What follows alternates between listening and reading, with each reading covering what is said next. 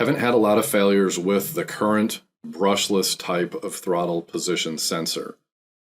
The brush type throttle position sensor used before it, so that would be 2015 and earlier, those were more common to fail, and I'll talk a little bit more about that.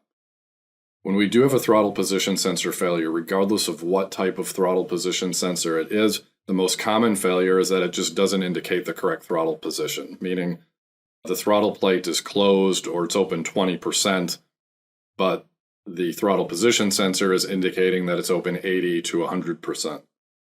So it just doesn't indicate the right opening, and obviously that doesn't work well with the ECU. The ECU is going to believe whatever the throttle position sensor is telling it.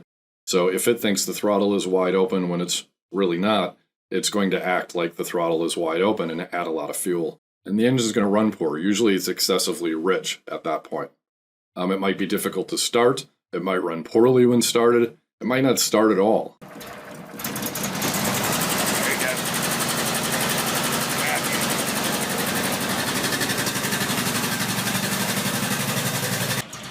it out.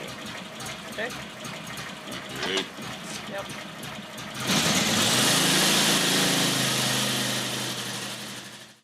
The brush type throttle position sensor that we used prior to 2015 on some engines can create a fault that sounds like intermittent misfiring. Basically, the throttle position sensor signal gets dirty, and what I mean by that is it's not a smooth signal, and the ECU sees it as the throttle plate rapidly opening and closing.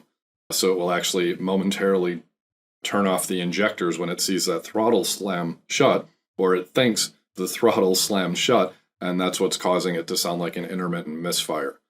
Those are 2015 and earlier engines, and it's isolated to specific applications. If you have questions on that, or you have one that you think might be exhibiting that condition, best to call 866-GO-KOHLER and let us help you out with that.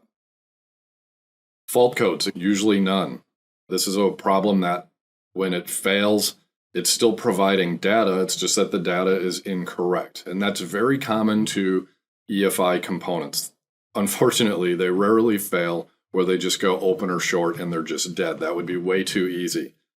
As far as testing it, we're going to want to use the Kohler diagnostic software, look at the live data, and we're going to want to make sure that whatever the throttle position sensor says the throttle position is matches reality. So that means physically looking at the throttle plate, and when it's closed, it should indicate 0% or very close to 0%. And when it's open, it should indicate whatever that opening is, whether it's 100%, or if it has a throttle stop pin, it should be no more than 70%. If you're halfway open, it should say approximately 50%. So pretty easy to test without a multimeter, without any sort of difficult procedure. Very low failure rate on the current brushless type. And when it does fail, it's probably going to be pretty obvious. It's going to say the throttle's open 80 to 100%, and it's not.